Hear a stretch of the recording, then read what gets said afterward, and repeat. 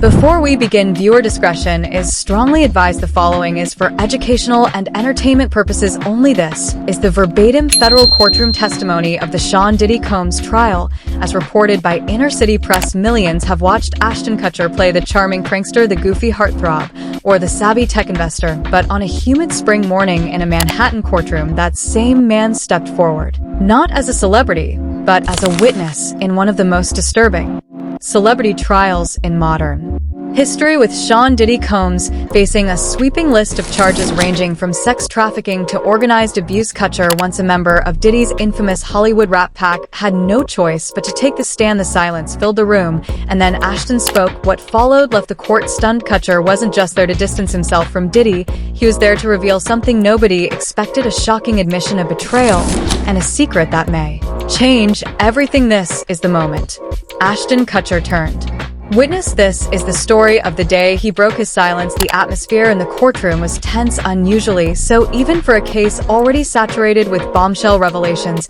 But when Ashton Kutcher was called to the stand on day 9 of the trial against Sean Diddy Combs, the room shifted. There was a different kind of silence. Kutcher didn't enter like a Hollywood celebrity used to red carpets and fanfare. He walked in like a man cornered. His tie was tight, his brow damp, his eyes scanning for an exit that didn't exist, because for the first time, he wasn't on a soundstage, he was under oath. The media had speculated for weeks that Kutcher's name could come up. Years of photos, investments, and partying with Combs had resurfaced in the wake of Diddy's arrest, and Ashton's team had been working overtime to clean up the timeline, but no amount of spin could change what the prosecution had dug up. Kutcher's name appeared in correspondence, security logs, financial records, and, most damning of all, in a handful of videos seized from Diddy's compound. Ashton Kutcher, the prosecutor, began. Do you recognize this image? Kutcher took one glance at the screen. It was grainy, but it was him, shirt slightly unbuttoned, drink in hand, laughing. In a dimly lit room around him were faces blurred for privacy. I do, he said, swallowing. That was in 2009, Diddy's white party. That was the first of many confirmations. And as his testimony unfolded, a carefully curated public persona began to unravel. Kutcher spoke calmly at first, but there was a tremble in his tone. I was friends with him, he said of Combs. I looked up to him, but there were things I saw, things I ignored. He explained how the so-called new Hollywood rat pack had formed. Diddy himself, Danny Masterson's son, Wilmer Valderrama. At first it was partying, then it was business, then it was something else. There was a turning point. Kutcher said it went from private events to things I'd call curated experiences, and I didn't ask enough questions. The prosecution asked if he had ever witnessed criminal behavior. Kutcher paused. I didn't know what I was seeing at the time. That's what I keep telling myself, but I know better now. He admitted that Combs often had a separate team working the back rooms, people who confiscated phones, directed guests to certain areas, and collected NDAs on site. Ashton revealed that even he had signed multiple NDAs over the years. I just thought that was standard, he said. Everyone did it. But then came the recordings. The court played audio captured during a party in 2013 at one of Diddy's homes. You could hear music, laughter, then Ashton's voice. I don't think we should be filming this, he said. Seriously, this is too much. Someone else responded, relax, it's all taken care of, they already signed. The prosecutor turned to Ashton. Who are you referring to? He hesitated, eyes darting to Diddy, who sat stone-faced at the defense table. Guests. Ashton finally said some were models, some weren't, but they weren't told what was going to happen. Not really. By the end of part 1, Ashton's testimony wasn't just about Diddy. It was about complicity, about a culture of silence that rewarded those who played along and punished those who asked questions. And it became clear Kutcher had once been one of the former, but now in front of a judge and a jury, he was trying to become the latter. Ashton continued his testimony into the afternoon, this time detailing the infamous years of the new Hollywood rat pack. It was me, Diddy, Danny Masterson's son, and Wilmer Valderrama, he said. We called it a new kind of brotherhood, but in hindsight, it was a machine. He recounted stories that at the time sounded glamorous: private jets to secret locations, all-night benders in mansions with no clocks or windows. But these tales now took on a sinister shade. There were entire rooms at those parties where only certain people were allowed in. Ashton said, you had to be approved. I didn't ask who was doing the approving. The prosecutor pressed him. Did he ever see anything illegal, anything exploitative? Ashton exhaled sharply. Not with my own eyes, he said, but I heard things and I ignored what I heard. I laughed things off. I told myself it was just rumors. He detailed one incident in particular, a private yacht party. In 2012, Diddy brought out a group of young women. Most of them were models or influencers. He said, "They've all signed your safe." I remember laughing. "I shouldn't have." He talked about how the Rat Pack dynamics shifted. Danny got darker, he said, referencing Masterson's son. More paranoid, more controlling. Diddy and Danny were very close during that time. The court showed footage from Diddy's 2009 White Party co-hosted by Kutcher. "That was my idea." He admitted, "We were promoting charity on the outside, but behind the scenes, I think we were promoting something else entirely." He told the court that as time went on, even he started keeping secrets you don't rise in Hollywood without learning when to shut up. "I was making millions. I had a brand, and I didn't want to ruin that." He also explained how guests who asked too many questions weren't invited back. There was a guest list, and there was a blacklist you don't cross. Shock Holmes. Everyone knew that. He even referenced a troubling encounter between a female guest and another celebrity whose name was redacted during court testimony. "I asked if she was okay. She said, 'They told me not to talk.' That stuck with me." Ashton began to tear up slightly. "I'm here because I was part of the circle, and I saw enough to know something was wrong, and I didn't do enough to stop it." The gallery sat in stunned silence. Ashton Kutcher, long seen as the likable goofball, the tech-savvy investor, the doting husband, was now peeling back layers of a Hollywood secret few dared to confront, and it was only getting darker. Kutcher's testimony shifted from Hollywood gossip to direct exposure. The term freak-off, long rumored in industry blogs and anonymous posts, became part of the courtroom lexicon. "What's a freak-off?" the prosecutor asked. Ashton hesitated. It's an event Diddy would host. He said, "Private exclusive phones taken, guests blindfolded. Sometimes it was presented like performance art, but it wasn't. Not really." He described how he was invited to his first one in 2005. "I thought it was a theme party," he said, "I brought a date. Within 30 minutes, I regretted coming." He wouldn't describe everything he saw, but he did say this. "There were hidden cameras, there were people who looked terrified, there were rooms you didn't walk into unless someone tapped your shoulder." The prosecutor brought up a detail from a seized laptop. Ashton's name was on a digital guest list tagged green light. "It meant I was trusted." He said, "I don't know what I did to earn that, but I knew what it meant. I could go anywhere." He also described being given documents to sign, DAWs drafted not just for guests, but for high-profile entertainers, security teams, caterers. "The NDA I signed in 2010 was 28 pages long." He said, "I signed it anyway." The courtroom listened as Ashton explained how difficult it was to step away. "You're not just backing out of a party," he said, "you're backing out of a network, a power structure, a system." He recalled one moment in 2014 when he tried to stop attending. "I told Diddy I was done, that it wasn't for me anymore, and he said, 'You don't quit, you're in, or you're out forever.'" That same week, Ashton claimed 3 investment deals mysteriously fell through. "I got a call from a mutual friend who said, 'You made someone nervous.'" Ashton ended with a chilling admission.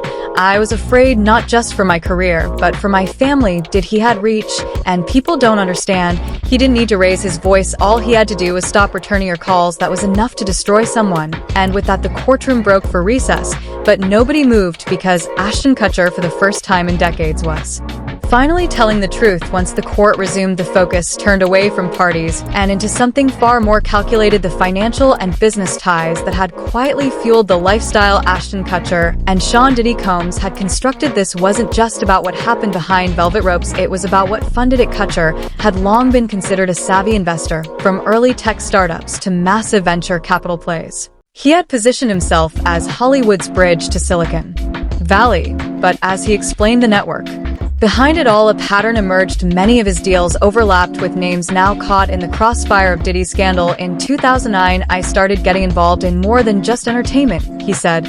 "I was introduced to founders, fund managers, and Sean had connections most people didn't. He could open doors that even the biggest venture capitalists couldn't." He described how Diddy brought him into a circle of international financiers, brand developers, and nightlife mogul. They didn't just throw parties, they built companies out of them. There were branding firms disguised as clubs, investment groups disguised as lifestyle blogs. It was marketing, surveillance, and recruitment all rolled into one. One name came up repeatedly: an anonymous investor tied to several of Kutcher's ventures, later discovered to have direct affiliations with Combs' overseas business arms. Financial records showed large transactions labeled only as consulting or event services, but the destinations of those funds often aligned with dates of notorious private gatherings. Ashton also admitted there were shell companies he never fully understood. They told me it was to protect intellectual property, he said, but looking back it was probably to hide who was really funding what. When asked why he didn't dig deeper, Ashton looked down. Because the money was good. Because I didn't want to be the guy who asked too many questions. The prosecution laid out a timeline of investments from Kutcher's involvement in an exclusive tech hub in downtown LA to his partnership in a nightlife-focused app that folded shortly after receiving millions in funding that traced back to accounts now frozen under federal suspicion. Kutcher admitted he'd received updates from the app's leadership, but the user data they collected, names, locations, biometric info, had quietly been sold off. I didn't know, Ashton said, but maybe I should have. He also described one eerie moment in 2016 when he was shown a pitch deck for a new app developed by one of Diddy's associates. It was supposed to help talent connect directly with producers, but there was a page about discreet background checks and personality profiling that made me uncomfortable. I passed on that one. Revealed wasn't just a story of bad parties, it was a full-on infrastructure that blurred the lines between Hollywood and darker interests. And in the middle of it all were names you'd see on magazine covers holding awards on stage, while behind the scenes they were cashing checks signed in silence. As the years wore on, Ashton Kutcher's circle got smaller. The bond that once united the so-called new Rat Pack began to fracture, and not because of scandal, but because of control. It became clear that within this Hollywood fraternity, loyalty had a price, and betrayal came with consequences. After 2014, things changed, he said. Danny Masterson's son became more paranoid. Wilmer Valderrama started distancing himself, and I started hearing whispers. He wasn't just referring to media gossip. According to Kutcher, people close to the group were quietly breaking away, not out of disagreement, but out of fear. One friend stopped showing up to everything. We thought he was just burned out. Then he called me and said, "You know too much, get out." Kutcher claimed that after he began declining certain invitations, events, investments, dinners, things around him shifted. Projects that were green-lit suddenly went dark. PR deals fell through, and certain executives stopped returning his calls. It felt like I was being quietly frozen out. He detailed a chilling encounter in early 2017 when he ran into Diddy at a charity gala. He hugged me, told me I'd been missing out, and then he said, "You should be careful about what you don't remember." That line stuck with me. Shortly after, Ashton said he received a USB drive and a blank envelope at his office. It was footage from a party in 2012. Nothing illegal, just embarrassing. I got the message. He admitted that fear started dictating his decisions. He didn't speak up. He didn't confront anyone. He just tried to back away slowly, hoping no one would notice. But someone always did. Every time I pulled away, something would come up. He said a tabloid leak, a hacked email, a threatened lawsuit, and I'd scrambled to protect my name, my family. But the deeper concern was what he couldn't protect: his conscience. Ashton recounted a night in 2018 when he got a call from a friend warning him that a civil suit was coming against one of the Rat Pack members. They said, "Don't let this get to you, we'll handle it."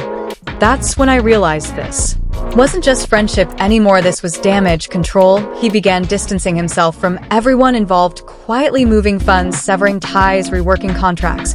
But even then, the ghosts lingered. Business associates would still bring up Diddy's name with reverence. Tech founders would drop hints about private funding rounds, and all Ashton could do was smile and nod. I felt like I was being followed by a shadow I couldn't shake, he said. And the worst part was I helped build it. By 2020, Ashton Kutcher had done everything to scrub his image clean. His investments were framed as altruistic, his media appearances leaned wholesome, his family life was staged like a postcard. But under the surface, he was running. He wasn't alone. The entire entertainment world was shifting. The pandemic forced stars to retreat. Scandals began surfacing, and eventually Diddy's name was no longer whispered, it was shouted. When I heard about the first raid, Ashton said, I wasn't surprised, I was relieved, but the relief didn't last. Because soon after came the subpoenas, the headlines, the social media accounts posting pictures long since forgotten. Kutcher's name was back in the mix, and this time no PR team could contain the damage. He described the day federal agents knocked on the door of one of his business properties. They had a warrant. They wanted access to archived footage, correspondence, travel logs. I gave them everything. He also explained why he didn't speak publicly. During the initial firestorm, I was scared, not just of the legal blowback, but of how deep it would Who it would hurt. The biggest blow came in 2023 when footage surfaced of a party once hosted by both Kutcher and Combs in the Hamptons. It wasn't graphic, but it showed influencers being led by handlers into off-limits areas. Ashton on camera said only one sentence: "Just keep them calm until we start." When that clip surfaced, everything changed. "That wasn't what it looked like," he said in court. "We were running a branding shoot. Or at least that's what I thought, that's what I was told, but public perception didn't care." And for a man who had built his brand on charm and trust, the hit was fatal. He lost endorsements. Tech partners began distancing themselves. Investment funds quietly removed him from board listings, and Mila, his wife, was reportedly livid. "She begged me to walk away years ago," he said. "I didn't listen." Ashton described how his kids began asking why strangers yelled outside their home, why news trucks camped outside. "I had to explain things I couldn't even explain to myself, and did not with a bang, but with a crumbling A." Hollywood A-lister once seen as untouchable, now watching his empire fall brick by brick, not because of what he did, but because of what he refused to see. And worse, what he refused to stop. Ashton's voice lowered as the conversation turned to someone he once called a brother. Danny Masterson's son. The courtroom felt the shift immediately. No one in the room needed reminding of Masterson's fate, convicted and sentenced. But what no one had heard before was how deeply embedded he was in this circle, how far the influence stretched to protect him, and how Ashton Kutcher was far more involved than he'd previously admitted. "We came up together," Ashton began. "We shared everything, work, parties, even investors." He described how the years they spent on that 70s show weren't just about filming offset, it was networking. Danny was plugged into Scientology, Kutcher to tech and venture capital, Diddy to fashion and music, and at the core they fused it all into one web of power that was designed to silence dissent. "What people don't know," Ashton said, "is how that power moved behind the scenes. When Danny was first accused, it wasn't just lawyers that got involved, it was favors being called in from people across every industry. I watched it happen." He recalled a particularly disturbing evening in 2017, just before Netflix dropped Masterson's son from the ranch. Kutcher said a private dinner took place in the Hollywood Hills. There were execs there, producers, a few artists, and one of Diddy's lawyers. The conversation wasn't about whether Danny was innocent, it was about how to keep everything quiet. Documents surfaced showing a sequence of communications between Kutcher and his team where he offered to manage optics on Masterson's behalf. "I thought I was helping a friend," he said, "but I didn't realize I was helping bury the truth." The core was shown a memo from a PR firm Kutcher employed in 2018 listing a plan to flood search engines with positive news stories involving himself, Diddy, and Masterson's son. The campaign included celebrity endorsements, red carpet appearances, and even quiet donations to women's charities, all timed with specific legal milestones. "I was scared of what would happen if the public turned on us," Ashton admitted, "so I became part of the distraction machine." He paused before delivering one of the most haunting revelations. "Yet there was a call in 2019. Danny was panicking. He said if things went south, he'd take people with him. And when I asked who, he just said, 'You know who signs the checks?' I knew what he meant. Everyone in that circle did. By now it was obvious to everyone listening this wasn't about Ashton Kutcher simply being in the wrong place at the wrong time. This was about a man who had been close enough to the center to see the gears turning. He finally pulled back the curtain on how silence was bought and how it nearly bought his soul." Ashton described something called the cleanup crew. It wasn't one group. He said it was a system, a strategy. There were fixers, drivers, private medics, publicists, legal shields. You'd walk into a mess, and by morning, everything would be reset. People paid, stories erased, sometimes memories too. He recounted an incident in 2015 at an event overseas. A guest had a medical emergency. A security team swept and removed her, and by dawn the room she'd been found and had been remodeled. "I saw the blueprint," Ashton said. "They covered the entire wall in mirrored glass like it never happened." He explained that there were 3 tiers of silence: the hush fee, the job offer, and the threat. Some people got a new car, others got booked in a new series, and some just disappeared from the invite list. Financial records were presented showing Ashton had authorized payments through one of his LLCs to a media consultant who had coincidentally also worked on damage control for a Diddy-led fashion campaign around the same time. When asked why he did it, Ashton's answer was simple: "Because I didn't know how to escape." He revealed that by 2021 he began quietly withdrawing from certain ventures. He severed ties with Diddy's associates, closed dormant businesses, even deleted a decade's worth of photos from cloud archives. But the deeper he tried to retreat, the more people questioned his Silence. You ever tried to delete a part of your life? He asked. The problem is someone else always has a copy. He spoke about a chilling message sent to his wife Moniz in early 2022, a photo of her with their children captioned with a line from a contract she'd never seen. It wasn't a threat, it was a reminder that even if you leave the party never leaves you. He ended with Kutcher explaining why he was finally speaking out. Because I got tired of erasing myself, he said, because the longer I stayed quiet, the more I became one of them. Ashton Kutcher sat still for a long moment before speaking again. It was as if he knew what Part 9 truly meant, not just for the courtroom, but for the legacy of everyone still watching. This isn't about saving face, he said. This is about saving whatever part of myself I still recognize. He was asked one final question. If given the chance, would he go back and change anything? I would have walked away, he answered. Back in 2005, the first time I saw the door closed behind me at one of those parties, I should have left, but I didn't. I stayed. I played along. I smiled on carpets and pitched apps while people got hurt behind the scenes. He admitted he had sent letters to some of the victims recently, not to ask for forgiveness. He said, just to tell them I see it now, all of it. Ashton turned to the judge before stepping down. Your Honor, he said, if there's anything this court needs from me, emails, records, names, I won't fight it. I've done enough fighting for the wrong people. A hush swept over the room. Even Diddy didn't flinch, because at that moment the courtroom wasn't filled with celebrities or moguls. It was filled with the echoes of what they'd all tried to bury. Outside, the world was watching, and whether you believed Ashton was a hero trying to atone or just another guilty man with a polished smile, one thing was clear: the curtain was finally being pulled on the myths of fame, and what stood behind it was far uglier than anyone wanted to admit.